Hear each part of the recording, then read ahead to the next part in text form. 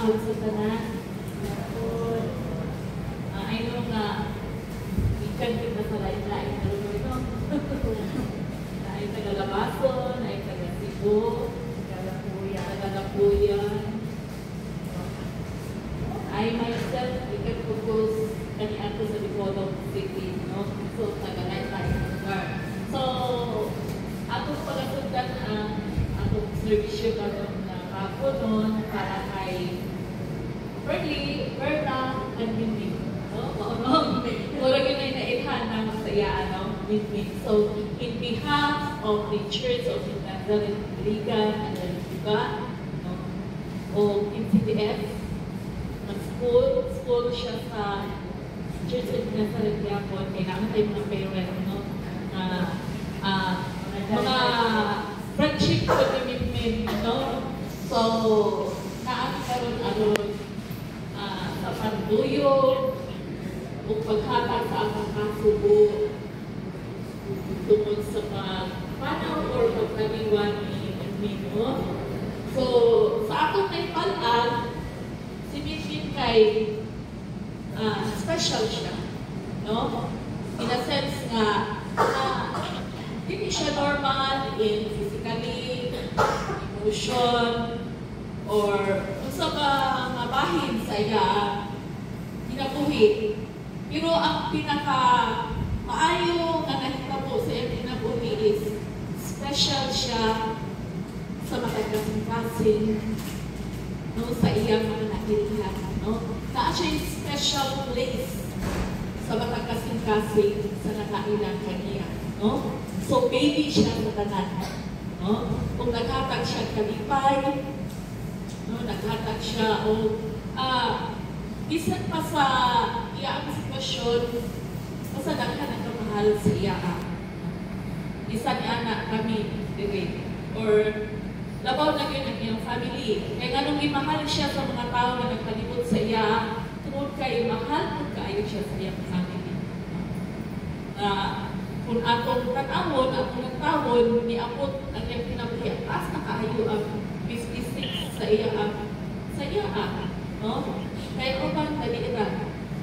Pero siya 56, so grabe bono sa Ginoo sa iya. No? So, sa atong pagsugod, basta kayo mahal sa tanan ng Pilipinas. O pagkakita na po, hindi mo bisita dito. Hindi mo bisita dito. Ito magtagal dito lang kung nabutong sa mga Pastor Jaro. So, una na amin. So, sa atong pagsugod, magtulog pa alam sa ato ang pagkakas.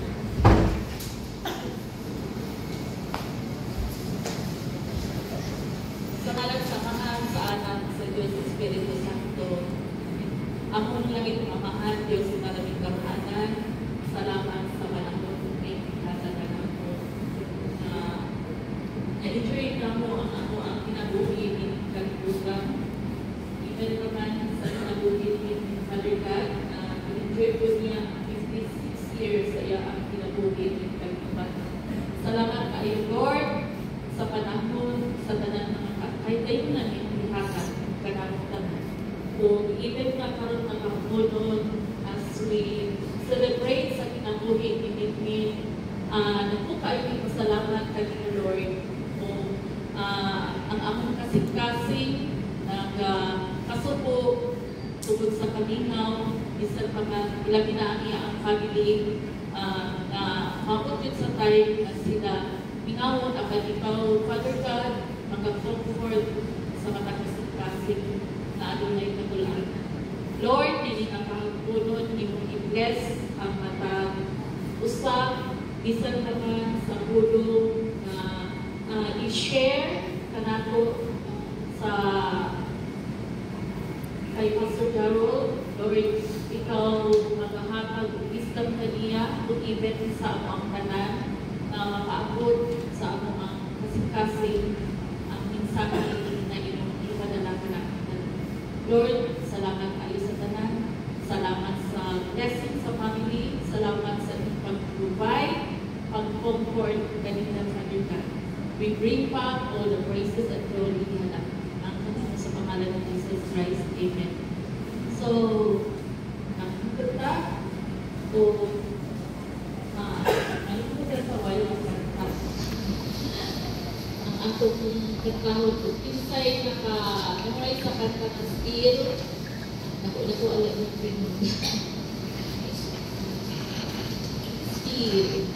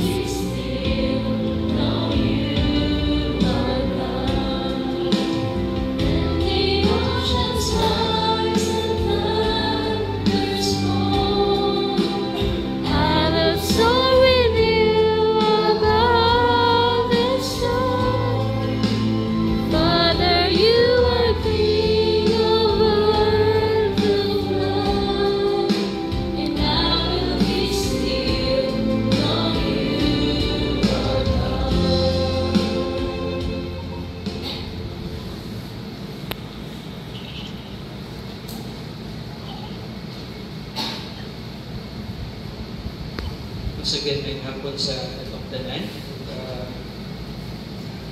Wala ako na sa behalf of the Church of Nazareth, again, we offer our deepest sympathy sa people of family duty at sa tanan-tanan na relatives, mga tigala, inimin, especially patong those who are close sa iya.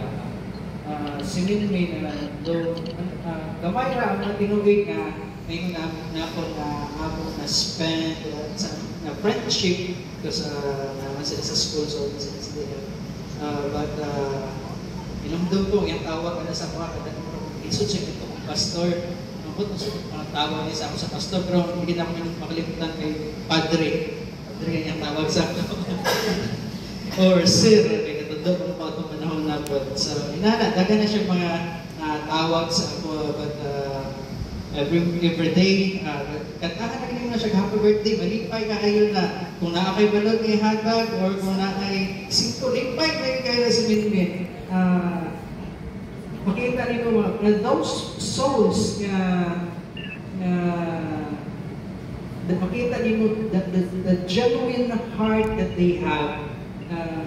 Bisan pa sa ilang sitwasyon, ipangga kayo sila sa Ginoo, o daghan ng mga tao ang ipangga sa ilaha.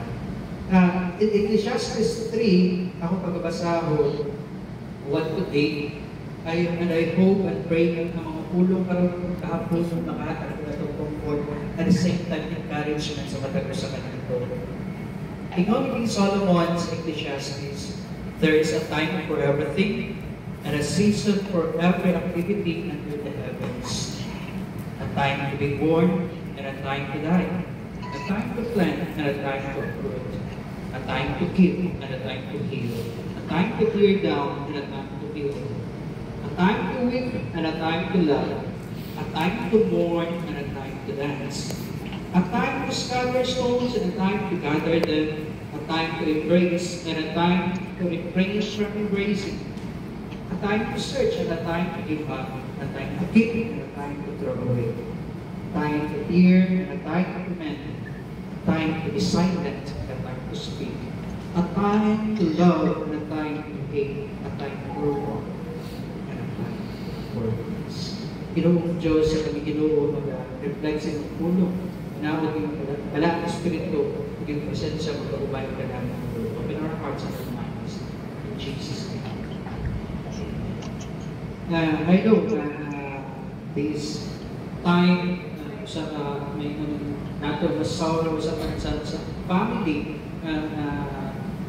Though we want to be part sa ato as much as longer as we want, but naagi panahon na kita ganan pagakuwaon sa Ginoo sa iyahang panahon na giprepara o gitigana sa mga usapan nato.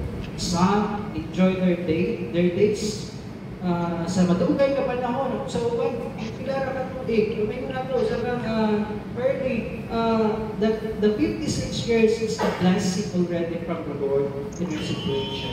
And these verses na gibasa ganiha, ngayon title na po rin share sa inyo is what time is it? Mura siya po tanang sa oras.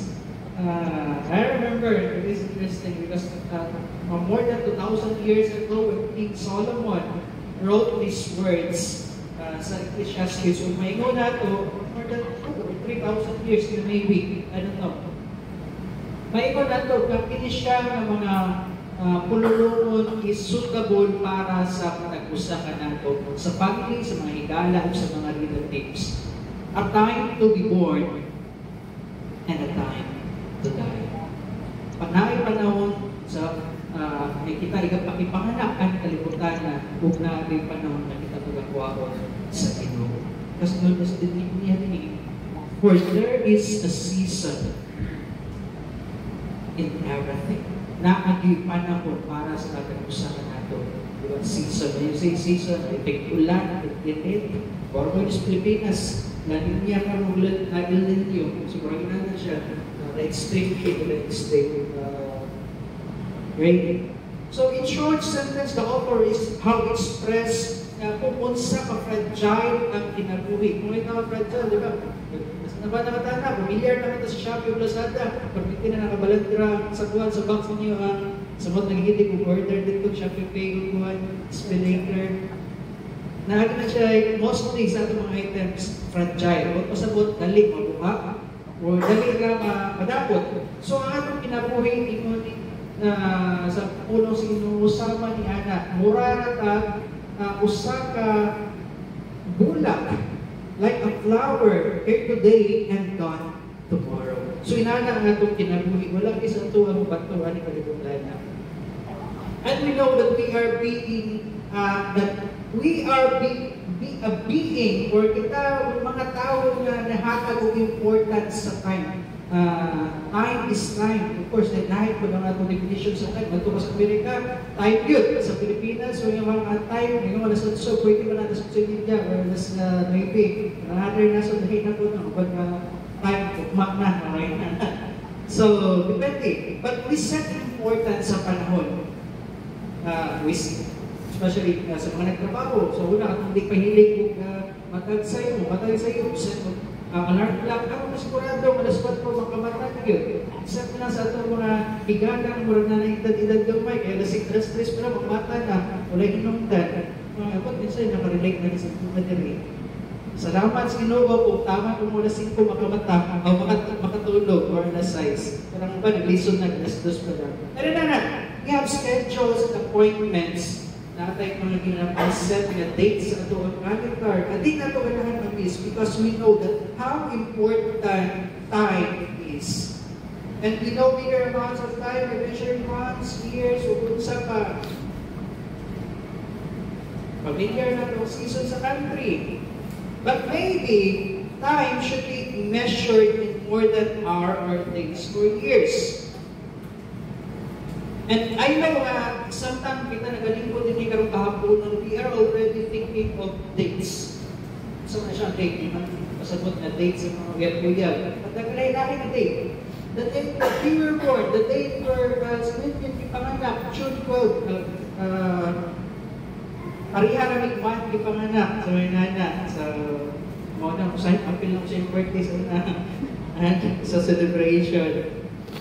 The day that we were born, pero sa hapon po, Ginoo, especially yan ang mga in moments like this, makapahinulog yan na sa atong pinabuhay, sa atong pagalingon, pero sa atong kahanga ako ang panahon.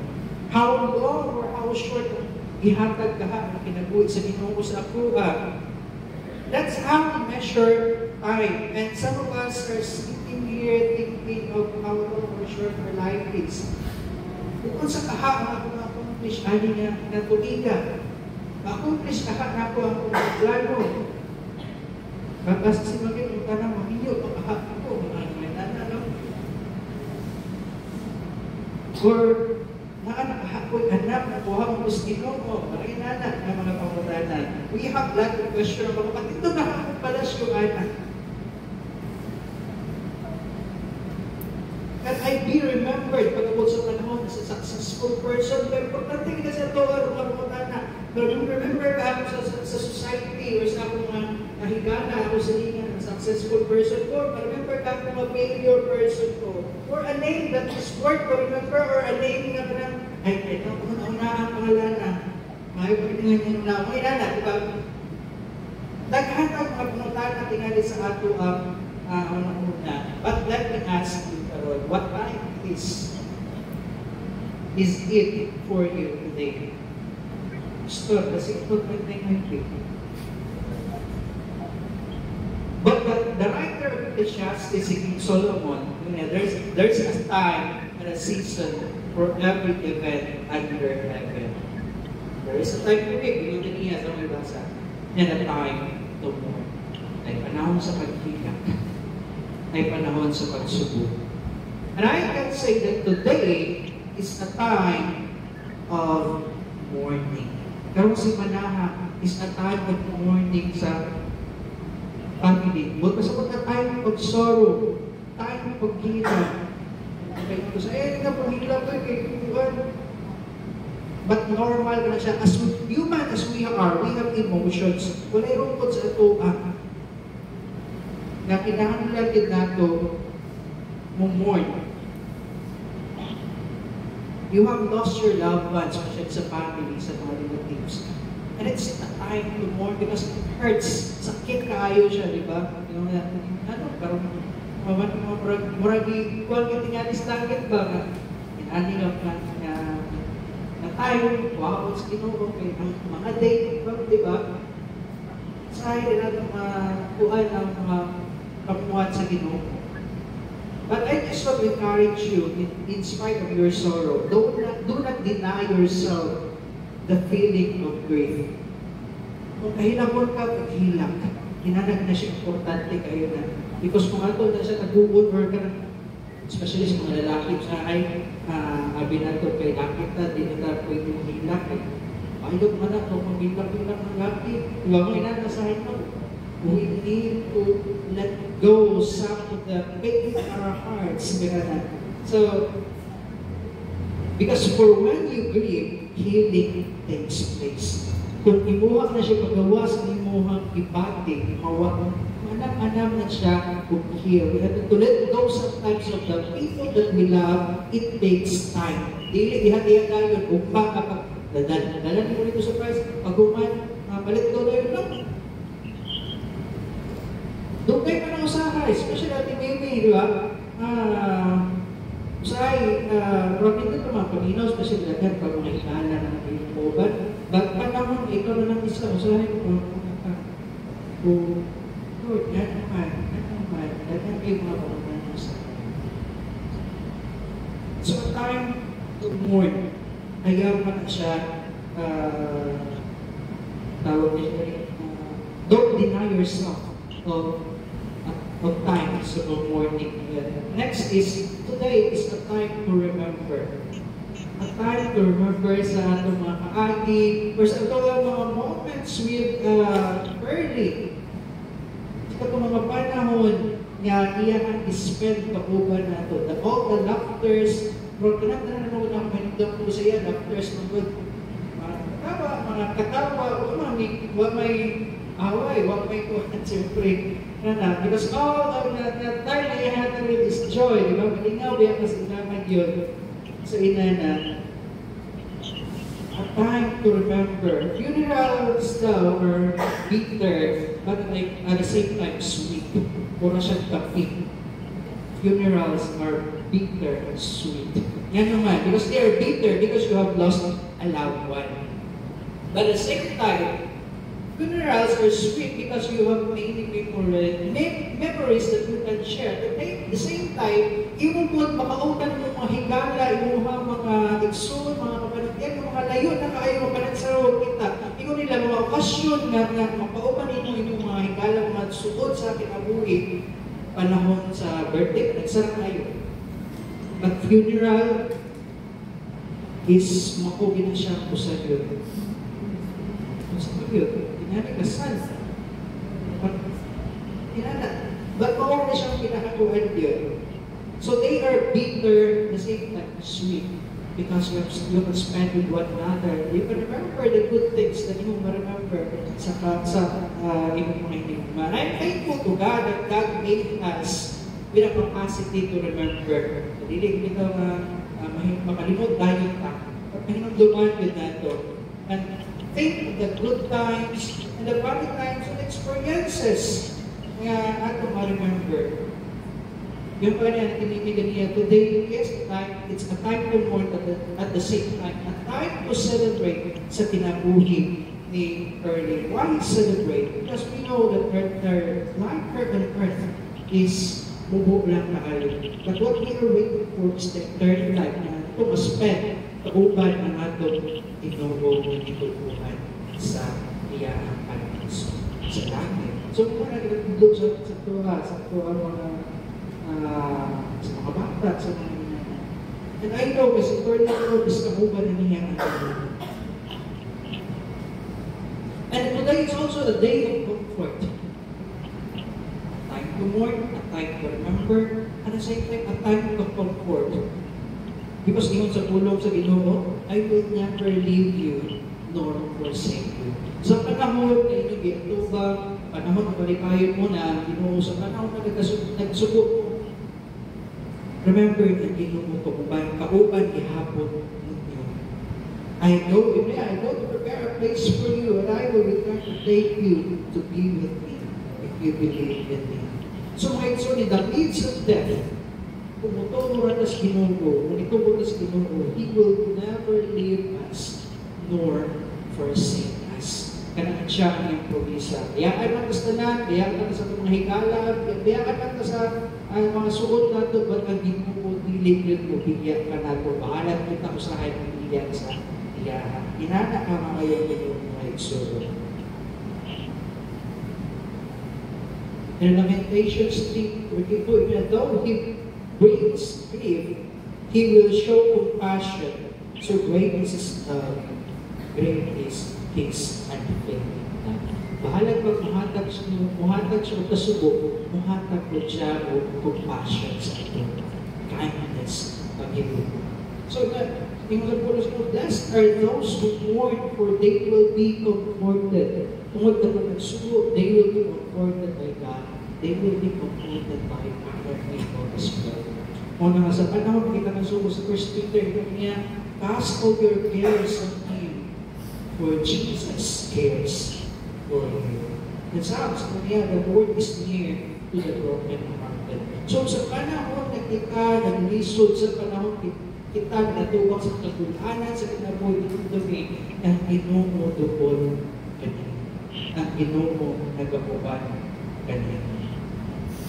And again, today is a day for comfort, but today is also a day for realization. Kung saan siyang realization ako sa ito? In Psalm 116, 15, yun sa pula sa Ginoo, precious in the sight of the Lord is the death of His saints. Precious, maanindot sa mata sa Ginoo ang pagkamatay sa mga those who are saints. Pero those people, sama ni Minmin, they are considered as innocent. Murag sama sa usang bata. Ngayon ko pa sa puros, hindi mo ganahan ka mo, dukol sa iya kasi or imo mag-feel or magtubang ang ginawin niya, dapat imo kasing-kasing murag sama sa bata. Ano ang bata? Why young? Because of their innocence. Kung suko sila suko yun, kung lipay yun, kasi ako pa naman magtago. Putong yun. Nainana. And this, si Minmin, are the kind of people who are closer diha sa Ginoo. Inana ay kanindot din sa iyahan or sa iyahan. Because God cares deeply for them. So precious is her death. Yes, sa Ginoo. Because the Lord cares deeply sa iyahan.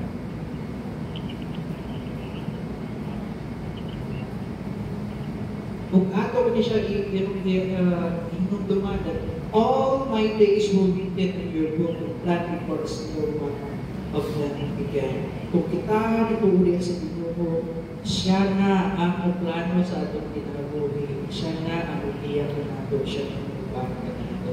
So, kasabot, the Lord knows ay ang Ginoo when and where magniyak when where will die. He cares deeply about our circumstances, our situation, our lives, and even our death. The death of Minmin is precious yan sa Ginoo. Pag nandito lang sa ikaw na ito, because it is daily realization, we should realize na wala tayo nakuha ko kinabutan na or kinabuhi na, kuha ko kinabuhi mo na diyan sa Ginoo. Because sa John 11, 25-26, I am the resurrection, ako ang pagkabanhag and the life kung ang kinabuhi. Those who believe in me, katong ito na ko, even though they die, they will live. Huwag mo siya kung ipangantoy. Para mo sa pagkalisod ng kalibutan na katong kinabuhi, ang kalibutan na para di kayo ito dato, bakit kubrira ta, o abot ang panahon that we will enjoy the life and being promesa sa Ginoo sa lugar. And everyone who lives and believes in me will never die. In John 3:16, for God so loved the world that He gave His only begotten Son, whoever believes in Him should not perish, but have eternal life. Again, so tonight, or this afternoon, or today, is the day of mourning. We can mourn, a time to remember. Remember, sa paayos ko kung gusto na itong pinatulog sa mga panahon na itong spend together with Him. And the same time, a time of comfort na hinduman na itong Ginoo mo kanina yung pagbabalan na ito. No matter what will happen sa itong pinatulog, as long as you entrust your days and your life, diha sa iyahan. Pero ikaw tagalag daw, before pag-simuhan itong mga Lord, surrender this day to Him. Saturday is a blessing. Pagtulog niyo, Lord, surrender this night to you. Huwag kayo nakabalog, makamatang ka o hindi ba? Hindi daw kayo tanan at tiguan at kukyan natin sa Ginoo. We need to realize that our life is meaningful and full of beauty if naturuhan siya isalin sa Ginoo. Because He knows what's best for us. And He will never leave us. He will always be there for us. The life of Minmin of Pearlie is naanas ito. I believe she is already enjoying the beauty of life kauban ang atiyang Creator. And I hope as we reflect sa iyang kinabuhi sa mga pulong sa Ginoo, atong naman that God will always be with us. If we believe, if we trust in Him, and if we put our faith in Him sa Him. Oh, pray. Ginoo Diyos na doon kami for our in the midst of sorrow, even in this situation, I will say, Lord, still thank you. Because ikaw ang Diyos na nag-ubad sa pagkakusa ka na ako. Ikaw ang Diyos na nag-ubad sa tibong family. Ikaw ang Diyos na nag-ubad comfort sa ilaha. Ikaw na nag-strengthen sa ilaha, O Lord, sa mga kasusunod ka doon. Ikaw ang Diyos na dili mo bigyan ka muna mag-ubad kanila. And Lord, I pray na ikaw, Lord, magpangdihok sa pagkakusahan sa kasi pagkakusahan ng nabuhay ka rin kaapon, Lord. Dapat ma-realize that, Lord, our life is meaningless without you. Ikaw lamang, Diyos, inyong mapagdiyan namin, mapahatag meaning sa ating kinabuhi. Lord, padayon ka kung magpangdihok sa pagkakusahan ka na. Salamat sa kinabuhi. Salamat for your realization that life comes from you and our life is supposed to go back behalf kanina. Salamat sa iyong pahigugma. Salamat sa iyong kaayos. Salamat sa iyong pressure. And Lord, we pray that you will continue to strengthen the family during the relatives that are coming to know. I pray, Lord, that you will continue to meet all of their needs, provide everything that they need, Lord, especially kung sila pagkailuhan sa kanaganan na ikaw provide comfort sa ilaha, healing, kung iyong presensya din, kung iyan sa ilaha, Lord, as they go through in this kind of situation. Salamat kay ikaw ang Diyos na tunay ang masaligan pagpagyaman sa tanan. And Lord, we also surrender that we entrust to you the soul of her Lord, ikaw ang kabiyakan niya kung ikaw ang Diyos